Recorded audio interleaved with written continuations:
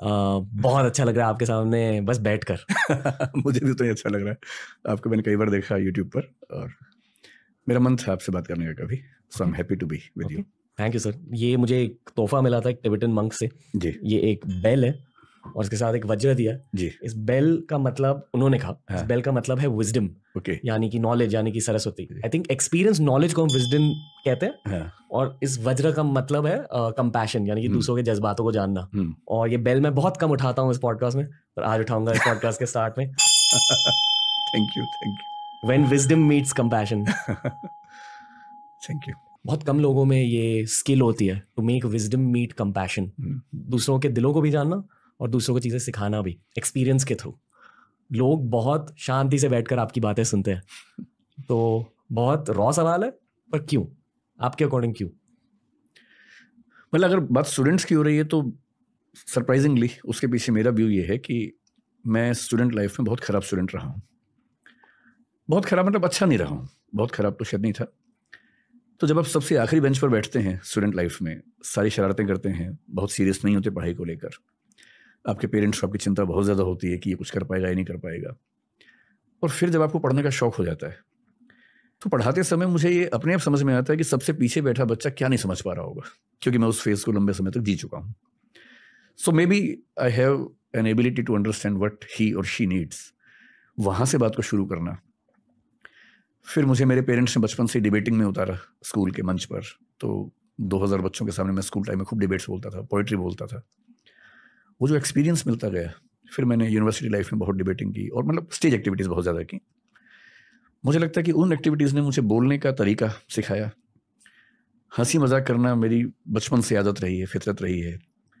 तो बोलने का कॉन्फिडेंस, हंसी मजाक करने की क्षमता, सबसे कमज़ोर बच्चे के मन में क्या दुविधाएं होंगी उनको समझ पाना, और फिर अंत में मेरा स्वधर्म जो है, जिसको गीता में कहते हैं कि आप वही काम सबसे अच्छा करेंगे जो आपका स्वधर्म है। मुझे लगता है कि मेरा स्वधर्म दरअसल पढ़ना पढ़ाना ही है। So when I teach I feel like I am into a spiritual experience. इस साल पेपर सबसे टफ पेपर था हाँ, सुनने में आया। अभी जो हुआ कुछ दिन पहले रिजल्ट्स निकले। हाँ, रिजल्ट्स आ गए। ओके, क्या आपको पता चल जाता कोचिंग के दौरान कि किस किस को सफलता मिलेगी और किस किस को सफलता नहीं मिलेगी? आइडिया लग जाता है। ये ठीक वैसे ही जैसे आपको पॉडकास्ट के दौरान अंदाजा हो जाता होगा कौन सा कितना चलेगा जी, कुछ कुछ वैसे ही है। एक इंट्यूशन का लेवल आ जाता है कोई भी काम करते हुए, लंबे समय तक आप कोई काम करते हैं। So you get to understand who has the potential to get through. Idea हो जाता है। Congrats to everyone who succeeded. पर जिन लोगों को सफलता नहीं मिली, पहले उनके दिल को एड्रेस करते हैं हम। आप एड्रेस कीजिए। इस बार का जो प्रीलिम्स का पेपर था 2023 वाला, वो अब तक का सबसे मुश्किल पेपर हम कह सकते हैं। मतलब 20-25 साल से मैं देख रहा हूँ प्रीलिम्स, वो सबसे मुश्किल पेपर था। लेकिन इसमें एक बार ध्यान रखिए, 2 पेपर्स होते हैं, आपको शायद आइडिया हो। एक जनरल स्टडीज का है जिसके बेस से मेरिट बनती है, एक सीसेट है जिसके बेस पे सिर्फ क्वालिफाई करना होता है। जनरल स्टडीज का पेपर बहुत मुश्किल था। थोड़ा सा इस बार कंसेप्चुअल की जगह उन्होंने फैक्चुअल एलिमेंट ज़्यादा डाल दिया था। और उसमें चिंता की बात इसलिए नहीं होती कि जनरल स्टडीज़ में देखिए, जैसे 10 लाख लोग फॉर्म भरते हैं, 6 लाख लोग एग्जाम देते हैं, लगभग 5-6 लाख लोग 12 से 15 हज़ार के बीच में प्रीलिम्स क्वालिफाई करते हैं। पेपर कितना भी मुश्किल आ जाए, क्वालिफाई 15,000 ही करेंगे या 14,000 ही करेंगे। तो पेपर मुश्किल आने से अल्टीमेटली क्या होगा, कट ऑफ कम चली जाएगी। Top 14,000 have to qualify the prelims stage. इसलिए वो पेन तो होता है कि बहुत मुश्किल पेपर है, but ultimately 14,000 have to qualify. ये हो सकता है कि एक सेगमेंट से क्वेश्चन ज़्यादा आ गए, एक से ज़्यादा मुश्किल आ गए, तो जिनका उसमें कमांड थी वो फायदे में आ गए, जिनके उसमें कमांड कम थी वो नुकसान में आ गए। But generally 14,000 have to get selected in the prelims. CSAT क्या है कि वो क्वालिफाइंग है। We have to score 1/3 33% marks in that paper. उससे मैथ्स आता है, रीजनिंग है और कॉम्प्रिहेंशन है। यूपीएससी पिछले 3-4 साल से मैथमेटिक्स का पोर्शन ना केवल बढ़ा रही है, जो कि ठीक है, लेकिन वो एक अनुपात होना चाहिए ना। पहले क्या था कि 80 क्वेश्चंस में से लगभग 1/3 होते थे comprehension, reasoning, maths. So even if a student is not very good in maths, he और she can manage with the help of reasoning and comprehension because 27 questions are to be corrected. तो UPSC ने maths का थोड़ा सा proportion बढ़ाया, बढ़ते बढ़ते वो करीब 40 क्वेश्चन तक आ गया 80 में से। वो भी लोग मैनेज करते हैं इसी तरह से, क्योंकि बाकी 40 क्वेश्चन तो हैं ही, और मैथ्स के भी कुछ क्वेश्चन कर लेते हैं बच्चे। इस बार जो मैथ्स के क्वेश्चन आए हैं, आईआईटी के बहुत सारे बच्चों ने ये कहा मुझसे, जो सिलेक्ट हो चुके हैं, उन्होंने ये कहा कि पेपर देख के हमारे होश उड़ गए। बहुत सारे बच्चे जो आईआईटी से बीटेक हैं, उनका सीसेट नहीं हुआ है। सच लेवल ऑफ मैथ्स क्वेश्चंस, कुछ क्वेश्चन जो कैट के एग्जाम में आते हैं, एग्जैक्टली वो सवाल पूछे गए हैं। एक पिटीशन कुछ बच्चों ने लगाई कैट में, सेंट्रल एडमिनिस्ट्रेटिव ट्राइब्यूनल में, पर रिजल्ट आ गया है। तो उससे ये जो डिफरेंस आया इस बार, बहुत सारे ऐसे बच्चे जो सिलेक्ट हो चुके हैं ईएस में, मतलब आईपीएस में हो गए, आईआरएस में हो गए, and they were trying to improve their rank. बड़ा सरप्राइजिंग है। मैं करीब ऐसे 50 लोगों को जानता हूँ जिन्होंने फिर से एग्जाम दिया आईआरएस आईपीएस बनने के बाद। उनमें से कम 30-35 से प्रीलिम्स नहीं हुआ इस बार। लेकिन अल्टीमेटली प्रीलिम्स तो हुआ ही है 14,000 लोगों का। तो ऐसे लोग जिनका मैथ्स अच्छा था, बाकी बहुत आइडिया शेयर नहीं था एग्जाम का, उनका हो गया। तो मेंस में कंपटीशन थोड़ा सा कम हो गया इस बार। होना क्या चाहिए यूपीएससी को, मुझे नहीं पता क्या अप्रोच है उनके, क्या समझ है।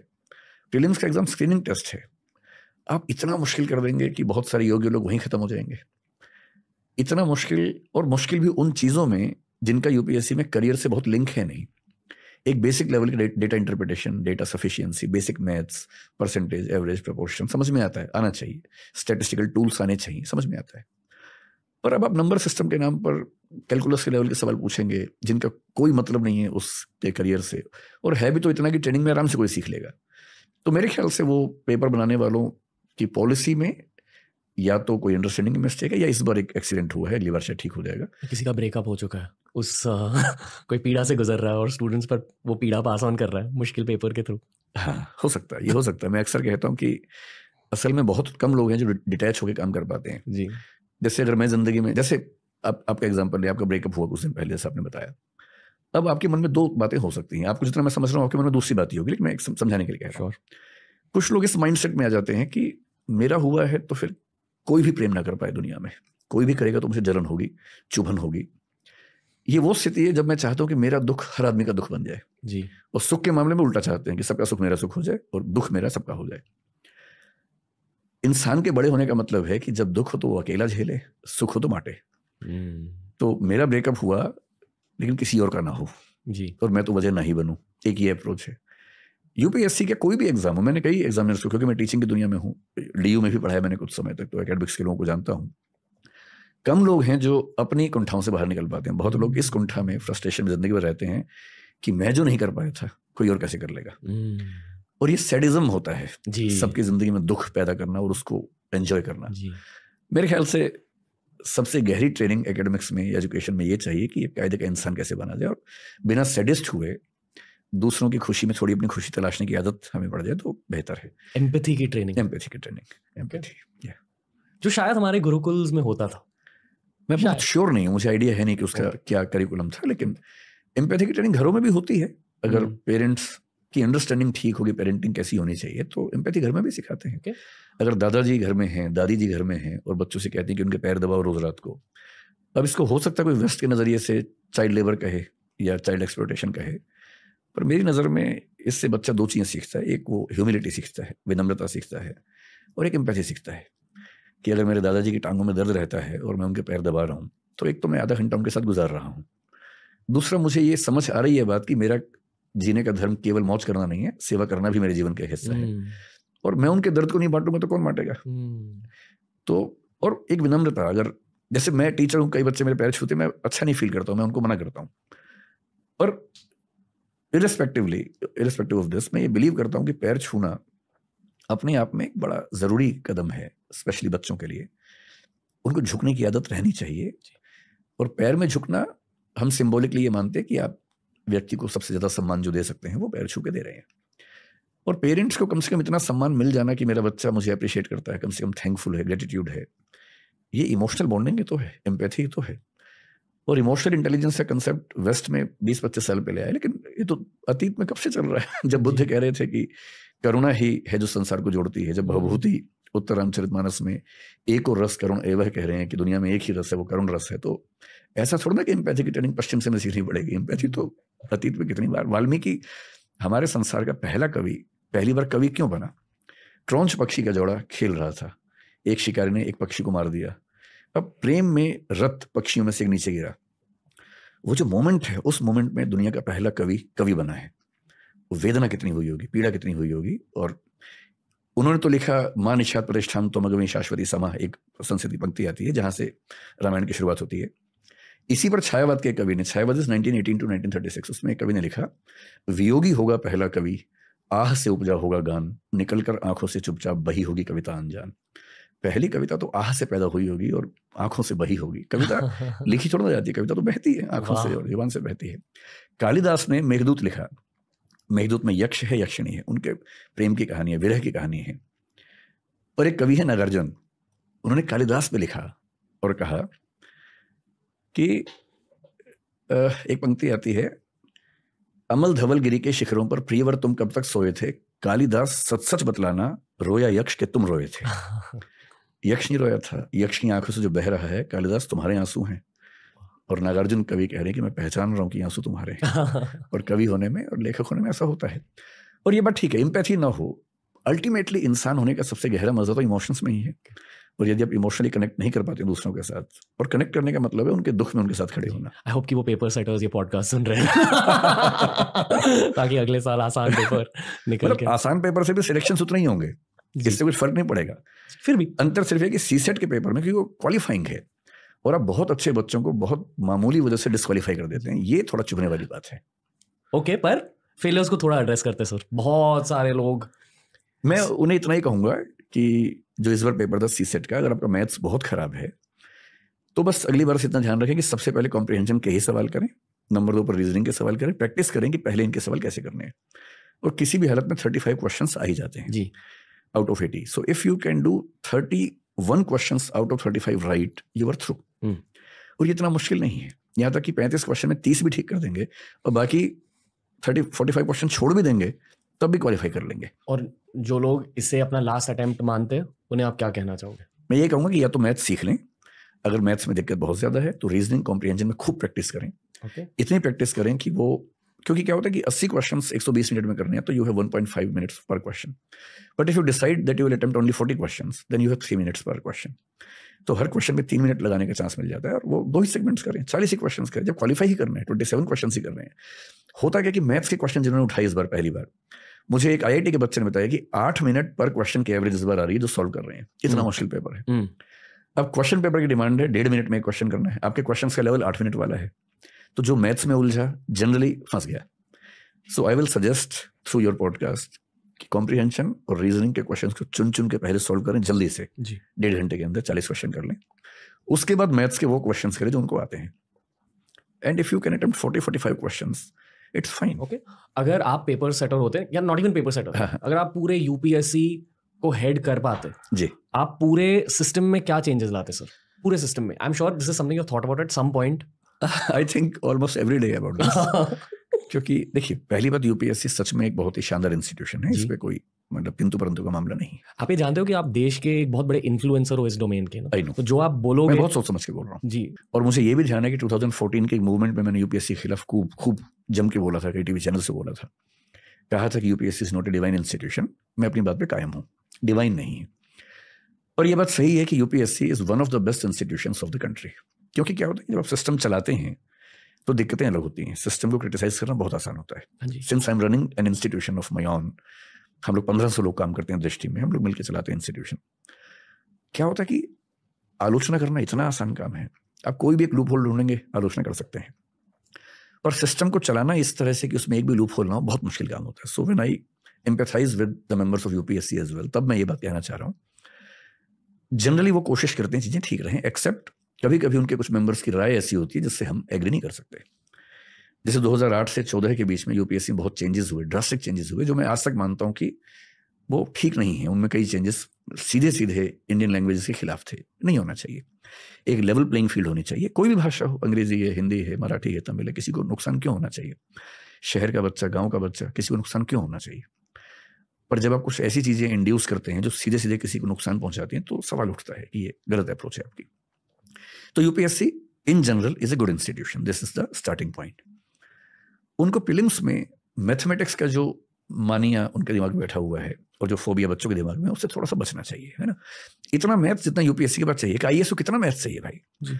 क्यों उसको बहुत गहरे प्रश्न मैथ्स के आने चाहिए? उसको इतना आना चाहिए कि वो टेबल्स, ग्राफ बना सकता हो, समझ सकता हो, कैलकुलेशंस कर सकता हो, कोई रिपोर्ट आई है कैलकुलेशन से चेक कर सकता हो, उसकी कैलकुलेशंस फास्ट भी हो, यहाँ तक समझ में आता है। डेटा इंटरप्रिटेशन कर सकता हो, डेटा सफिशिएंसी देख सकता हो, डेटा मैनिपुलेशन तो नहीं, लेकिन डेटा एनालिसिस कर सकता हो, ये सब पूछ लीजिए।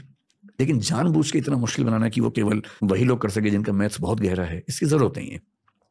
रीजनिंग में जरूरी है भाई, आप वो पूछ ही रहे हैं। और सरप्राइजिंगली सीसेट में 2 सेगमेंट्स हैं, एक है इंटरपर्सनल स्किल्स और एक है डिसीजन मेकिंग। उस पर एक भी सवाल नहीं पूछ रहे 4-5 साल से। जबकि when you become an IAS और IPS officer, basically what you have to do is you have to take decisions, you have to communicate with the public. उस पर आप सवाल नहीं पूछ रहे, एक भी नहीं पूछ रहे सवाल। जबकि पहले 10 सवाल आते थे, 10 से 9 हुए, 8 हुए, उसके बाद 4-5 साल से 0 है। तो मुझे लगता है कि फोकस को लेके थोड़ा देखना है। मेंस उनका जनरली इस समय ठीक है, बस उसमें थोड़ी सी ऑब्जेक्टिविटी ऑफ इवैल्यूएशन में मॉडरेशन, स्केलिंग सारे सब्जेक्ट्स के बीच में, मीडियम्स के बीच में, मुझे लगता है कि स्केलिंग के मामले में थोड़ा सा वो कमजोर हैं मीडियम्स के बीच में। वो हो सके तो अच्छी बात है, किसी को फायदा ना पहुंचे लेकिन किसी को नुकसान ना पहुंचे, बेसिक बात सिर्फ है। Interview is so subjective. Interview के लेवल पर तो मुझे नहीं पता वो ऐसा क्यों नहीं कर पा रहे, या तो रिसोर्सेस की दिक्कत है या पॉलिसी पैरालिसिस है। आप सोच के देखिए, इस बार जो बच्चे सिलेक्ट हुए हैं, मैं तो करीब 70-80-100 बच्चों को जानता हूँ जो सिलेक्ट हुए हैं। कुछ पैनल्स हैं, 2 इंटरव्यू पैनल्स ऐसे थे, मैं नाम नहीं बोलूंगा उनका भी, उनमें जो गया उसकी जिंदगी खत्म हो गई, क्योंकि वो वही सैडिज्म है, पता नहीं क्या है, अपनी कोई कुंठाएं हैं, बच्चों को नंबर देते ही नहीं है जी। आप सोचिए कि 6-7 पैनल्स यूपीएससी में इंटरव्यू के, उनमें से एक पैनल ऐसा है जिसमें एक बच्चे को एवरेज मार्क्स 170 कैसे मिल रहे हैं। और एक अच्छा बच्चा वहां जाएगा तो मान लीजिए कि 190 ले लेगा, वही बच्चा गलती से दूसरे रूम में चला जाएगा तो 150 लेके आएगा। और 40 नंबर का डिफरेंस यूपीएससी का मतलब होता है कम से कम 400 रैंक का डिफरेंस। एक नंबर पे 10-10 रैंक होते हैं यूपीएससी में, इतना सब्जेक्टिव है। फिर मैं वो कहूंगा, वो कोशिश करते हैं, वो मीटिंग्स करते हैं, अच्छा एवरेज सब पैनल्स की ऑलमोस्ट सेम आ जाती है, बस डिफरेंस का है डेविएशन में। अगर एक बोर्ड में सबको 160, 180, 160, 180, 170, 170 मिल रहे हैं और दूसरे में 130, 210, 125, 205 ऐसे मिल रहे हैं, एवरेज सेम आ गई जी। लेकिन आप किसी बोर्ड में जाएंगे तो 170 के ऊपर जा ही नहीं सकते, किसी में आपको 200 प्लस का स्कोप मिल जाता है, किसी में 130 पाने का रिस्क हो जाता है। तो मैं कई बार सोचता हूँ, अगर यूपीएससी मुझसे, खैर पूछते नहीं वो लोग, मैं तो चाहता हूँ कि सरकार पूछे मुझसे कभी, अगर पूछे तो। यहाँ जो मैं समझ रहा हूँ वो ये है कि बहुत बड़ा ह्यूमन फैक्टर रहता है यहाँ। और सिंपल सॉल्यूशन है, आप 275 मार्क्स का एक इंटरव्यू ले रहे हैं, आप 100 के 3 कर लीजिए जी, 3 पैनल्स में इंटरव्यू करवा दीजिए। रिसोर्सेज की दिक्कत है, कुछ और मेंबर्स लाइए, टाइम बढ़ाइए, कुछ भी कीजिए भाई, देश का भविष्य है, किसी बच्चे का भविष्य है। आप केवल कुछ रिसोर्सेज बचाने के लिए एक ऐसे व्यक्ति को IAS बना देंगे जो अगले 35 साल तक परेशान करेगा आपको। इससे बेहतर है कि आप 3 इंटरव्यू ले लीजिए, या AI लाइए एक ही इंटरव्यू में, एक AI बॉट लाइए जो हो सकता है इंटरव्यूअर्स को रिप्लेस कर सके। हो सकता है आगे चल के बूम। नहीं मस्ती कर रहा हूँ, बहुत रिस्पेक्ट करता हूँ हर इंटरव्यूअर की, सैडिज्म को भी रिस्पेक्ट करता हूँ इन सम वेज। मैं समझता हूँ जो कष्ट आपके दिल में, आप बेसिकली स्टूडेंट्स पर वो कष्ट फेंक रहे हो, पर नहीं, ऐसा नहीं है कि वो मेंबर्स जानबूझ के नंबर कम दे रहे हैं, उनके दिमाग में बैठा हुआ है। जैसे आप स्कूल में जब पढ़ते होंगे जी, कुछ टीचर्स का मार्किंग पैटर्न काफी लिबरल होगा, कुछ का बहुत टफ होगा। जो जिंदगी में खुश थे उनका लिबरल, मतलब वो भी एक पॉसिबिलिटी है, पॉसिबल एक्सप्लेनेशन है। ऐसा हो सकता है कि जिंदगी में खुश है पर उसने बचपन में देखा है कि सबसे अच्छे आंसर पे 10 में से 6 नंबर मिलते हैं, तो उसके दिमाग में बेंचमार्क 6 का बना हुआ है, वो 6 के ऊपर जाता ही नहीं है जी। एक दूसरा व्यक्ति हो सकता है कि जिंदगी में बहुत खुश ना हो पर बेंचमार्क उसके दिमाग में 8 का बना हुआ है जी, वो 8 तक जाता है। और इतना सब्जेक्टिव है कि यूपीएससी मेंबर्स को कितना समझाए कि बराबर करो। इसका सॉल्यूशन सही बात यह है कि आप एक इंटरव्यू के बजाय 2-3 कर लीजिए, तो कम से कम जो स्कोप ऑफ सब्जेक्टिविटी कम हो जाएगा। ये बात एसए में भी हो सकती है, एसए में सब्जेक्टिविटी बहुत ज्यादा होती है, so maybe this paper can be evaluated by 2 examiners separately, ऐसा कुछ करना है। मुझे बहुत सुकून महसूस हो रहा है आपसे बात करके। आपकी एनर्जी ऐसी है, शायद इसलिए आपकी इतनी बड़ी फैन फॉलोइंग है। हो सकता है कि जब आप किसी रूम में एंटर करते हो आप सुकून के साथ एंटर करते हो। शायद आपका बचपन कैसा था सर? जैसा होना चाहिए एक बच्चे का, ठीक वैसा। ऐसे ही थे आप? नहीं, बहुत शरारती, बहुत बदमाश। देखिए एक कहावत है, हर साधु का एक अतीत होता है, उसे भी ध्यान रखना चाहिए। कोई साधु पैदाइशी नहीं होता। साधु बहुत बड़ा शब्द है, मैं खुद के लिए नहीं कह सकता हूँ, लेकिन जिसने जम के बदमाशी बचपन में ना की हो वो शांत हो नहीं सकता। इसलिए मेरा मानना है कि जो बच्चे बहुत सीधे हैं वो बच्चे नहीं है। एक बच्चे को ऐसा होना चाहिए कि वो छठी का दूध याद दिला दे पेरेंट्स को, टीचर्स को। तो मैं वैसा ही था, बहुत बदमाश मतलब नॉट इन नेगेटिव सेंस, लेकिन इनडिसिप्लिन करना जितना बच्चे करते हैं वैसा करना, एडवेंचरस, लड़ाइयाँ भी करना, और on the same level stage पे खड़े होना 2000 बच्चों के सामने डिबेटिंग करना। स्कूल का इलेक्शन मैंने लड़ा, जीता। पूरे स्कूल में एक माहौल इस तरह का बनाना, इलेक्शन कैंपेनिंग करना, हर क्लास में जाके बच्चों से बात करना, स्कूल में हीरो बन जाना, कभी कभी जीरो बनना, वो भी सब चीजें। टीचर से बहुत पिटना, कई हज़ारों बार मुर्गा बनना, वो सब भी किया, और हज़ारों बच्चों के सामने पुरस्कार मिले, ये भी कई बार। तो बहुत डाइवर्स, बहुत ही इंटरेस्टिंग किस्म की चाइल्डहुड रही है। कुछ गलत किया आपने जिंदगी में? बहुत सारी चीज़ें। ओके, बहुत सारी। सबसे बड़ी गलती क्या थी? ऐसे कभी लिस्ट बनाई नहीं इस तरह से, लेकिन स्कूल लाइफ में एक बार ऐसा हुआ था कि झगड़ा हो गया था एक लड़के से, तो फिर 15-20 दोस्तों को ले जाके उसको पीटा था बहुत ज़्यादा। तो ऑर्गेनाइज गुंडागर्दी आप कह सकते हैं, पहली बार 7वीं 8वीं क्लास में की थी। कहाँ की बात कर रहे हो आप? मैं हरियाणा में भिवानी एक शहर था, Okay. वहाँ रहता था। फिर उतना ही पिटा भी था घर पे आने के बाद, जब घर पे सूचना मिली। तो वो सब चलता था। लेकिन ऐसी कोई गलती जो बहुत रिग्रेट वाली हो, मुझे बहुत नजर नहीं आती। ओके, उस लड़के से आप मिलो उसके बाद? नहीं, उसके बाद नहीं। शायद वो पॉडकास्ट देख रहे हैं आपका। हो सकता है, देखिए। आज तक खुन्नस के साथ आपके वीडियोस देख इसलिए माना था, पर इस पॉडकास्ट देखकर उसे अच्छा लग रहा है। बहुत अजीब सवाल पूछना चाहूंगा, मतलब मैं ये जानता हूँ, बट ये मैं आपके दिल की बातें जानने की कोशिश कर रहा हूँ। आपको इतने व्यूज मिलते क्यों हैं आपके अकॉर्डिंग? इतने सारे लोगों ने डिमांड किया कि आपको लाना है पॉडकास्ट। अच्छा, मुझे इस बात का आइडिया नहीं है। अच्छा। मतलब बहुत सारे लोग चाहते थे, मतलब हम कमेंट सेक्शन बहुत ज्यादा स्कैन करते हैं, और जब भी किसी का नाम दिख जाता है, एक एक्सेल शीट बनाते हैं, और उस शीट में आपका नाम सबसे ज्यादा फ्रीक्वेंटली मेंशन्ड होता है। अच्छा। हमेशा। क्यों? आपके अकॉर्डिंग क्यों इतना ज्यादा प्यार? मतलब मेरे जो वीडियोस यूट्यूब पे हैं, जनरली काफ़ी लंबे वीडियोस हैं, फिलोसफी पे हैं, कॉन्स्टिट्यूशन पे हैं। तो एक तो ऐसा ग्रुप है जिसको स्कूल कॉलेज में इन विषयों पर पढ़ने का मौका नहीं मिला, और उसको पढ़ के बड़ा अच्छा लगता है। ऐसे मुझे कई लोग मिलते हैं, मैसेज करते हैं। दूसरा, मेरी क्लासेस बहुत सारी हैं जो यूट्यूब पे हैं, उनमें हंसी मजाक बहुत ज़्यादा होता है। तो हंसते हंसते कोई इंपॉर्टेंट बात बीच में आ गई, उसकी रील्स बन गई। ऐसे हज़ारों चैनल्स हैं जो रील्स बनाते हैं, मैं नहीं जानता हूँ कौन है। तो उससे क्या होता है कि वो रील जब बच्चे बार बार देखते हैं, फिर एआई काम करता है इन सब ऐप्स में, आप एक बार देखेंगे तो बार बार आपके सामने आता रहेगा। तो मेरे ख्याल से यही वजह होगी कि सुकून मिलता होगा शायद कुछ लोगों को। मुझे सच में नहीं पता कि मैं इस सवाल की क्या जवाब दूं। क्यों इतनी पॉपुलैरिटी, मुझे नहीं पता, सच में नहीं पता। आई फील कि किसी भी अच्छे पब्लिक स्पीकर में बहुत एम्पैथी होती है। आप में भी बहुत ज्यादा एम्पैथी है, इतने सारे स्टूडेंट्स को पढ़ाकर, उनके दिलों के बारे में सीख कर। पर मेरा दिल ये कहता है कि आपका दिल एट सम पॉइंट आपकी लाइफ में टूटा है। नहीं, बिल्कुल नहीं, रोमांटिकली नहीं कह रहा हूँ। वैसे तो टूटते ही दिल, सबके टूटते हैं। हाँ, मतलब लाइफ ने आपका दिल तोड़ा है, रोमांटिकली नहीं। हाँ, वैसे तो मतलब 2-3 इंसिडेंट्स हैं ही, बड़े इंसिडेंट्स हैं। क्या था सबसे बड़ा कैरेक्टर डेवलपमेंट का इंसिडेंट? हाँ, ये अगर कहना हो तो जब मैं 17 साल का था, डीयू में आ गया था। मैं 16.5 की उम्र में डीयू में आ गया था।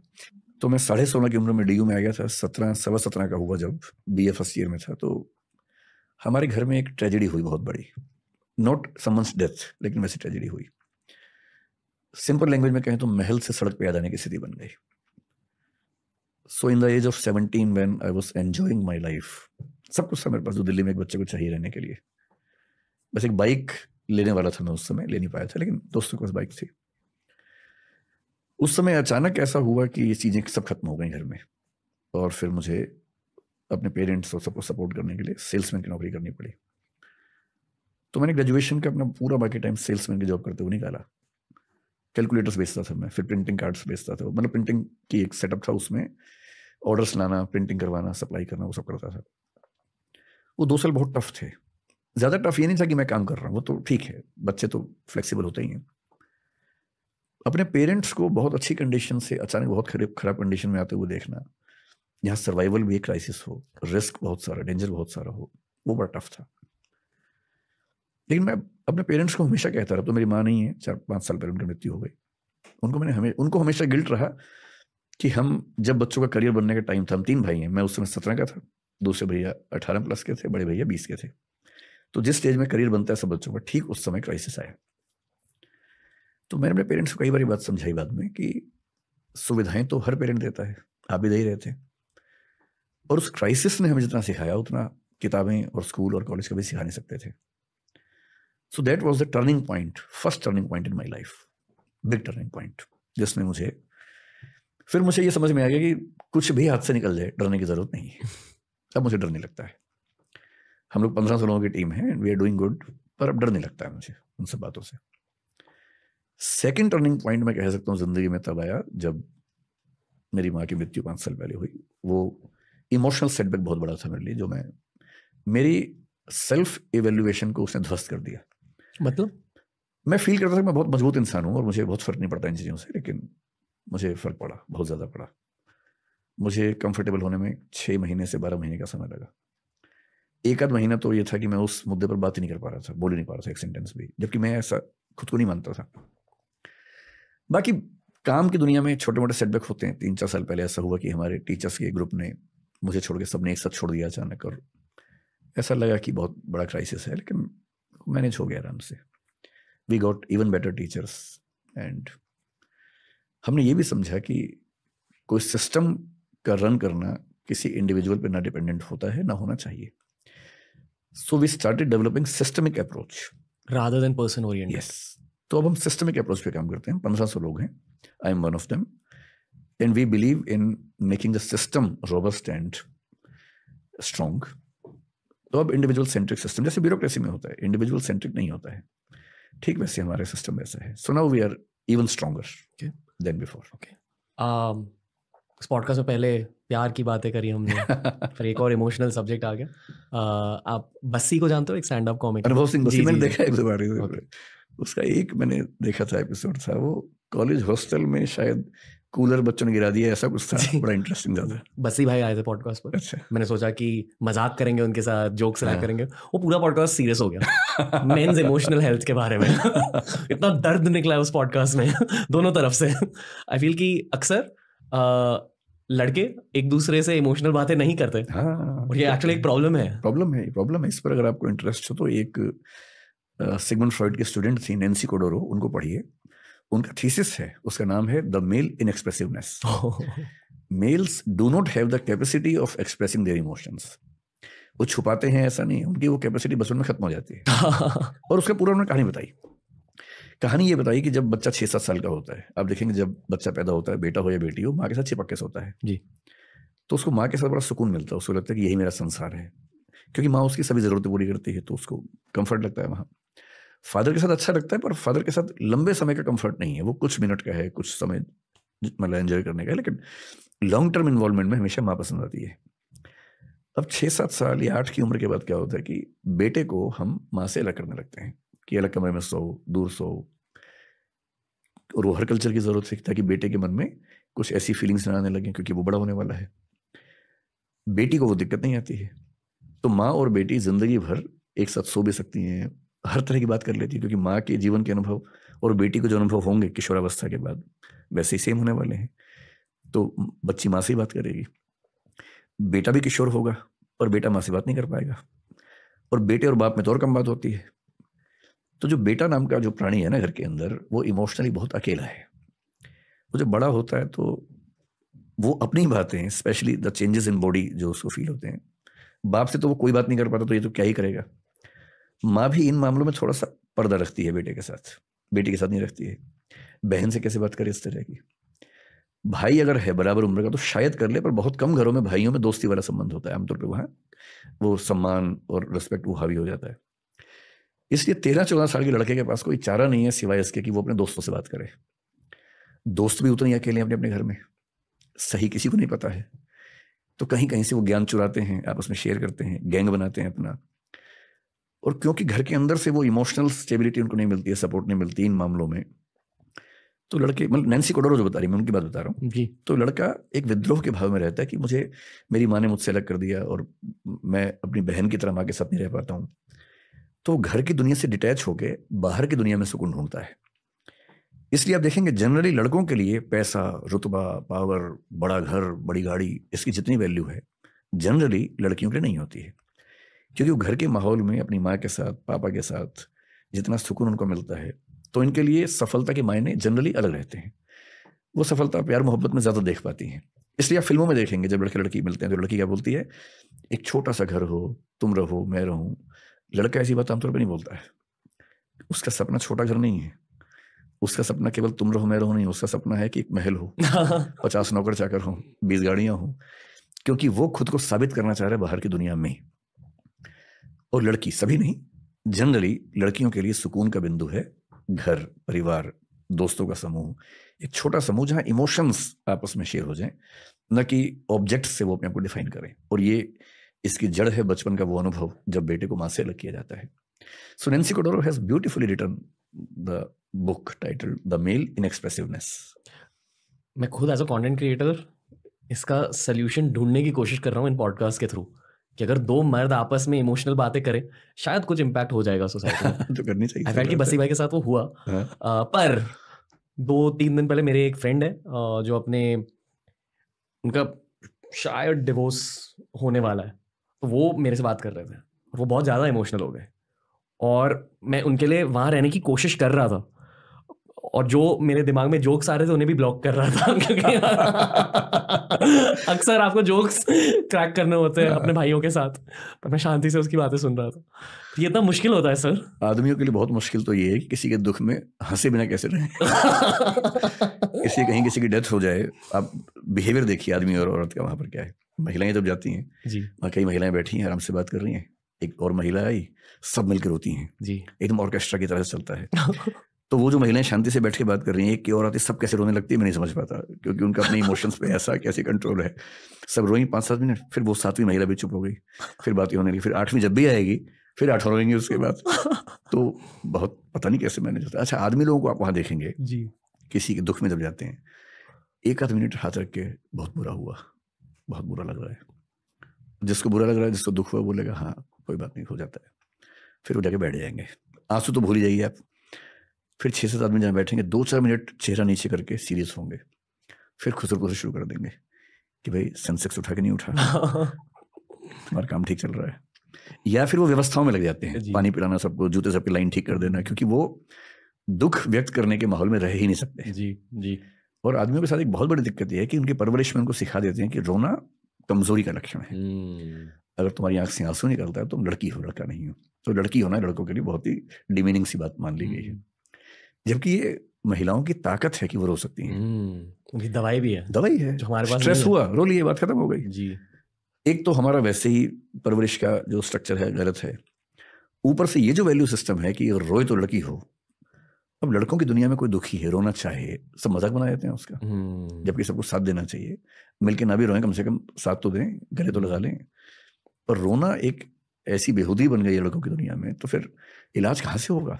स्ट्रेस इकट्ठा होता जा रहा है, रो पा नहीं रहे, तो बहुत क्राइसिस है. लड़कों की दुनिया में क्राइसिस कम नहीं है, बहुत क्राइसिस है. सोल्यूशन है इसका? सोल्यूशन ये कि एक ऐसी कल्चर जिसमें रोना अच्छी बात मानी जाए. सप्ताह में एक बार रोने का दिन बना लेना चाहिए. जैसे होता है ना, मंगलवार को फास्ट रखना है या फ्राइडे को फास्ट रखना है, ऐसे एक दिन रोने का फिक्स कर दे कि आज रोना ही रोना है, भी आधा घंटा कम से कम रो लो. वो मेरे साथ ध्यान में होता है. हाँ, तो ध्यान में मैंने सुना कई लोगों को आंसू निकलते हैं, क्योंकि आपको खुद का सामना करना पड़ता है ध्यान में, खुद के जज्बातों का सामना करना पड़ता है. मैं एक बार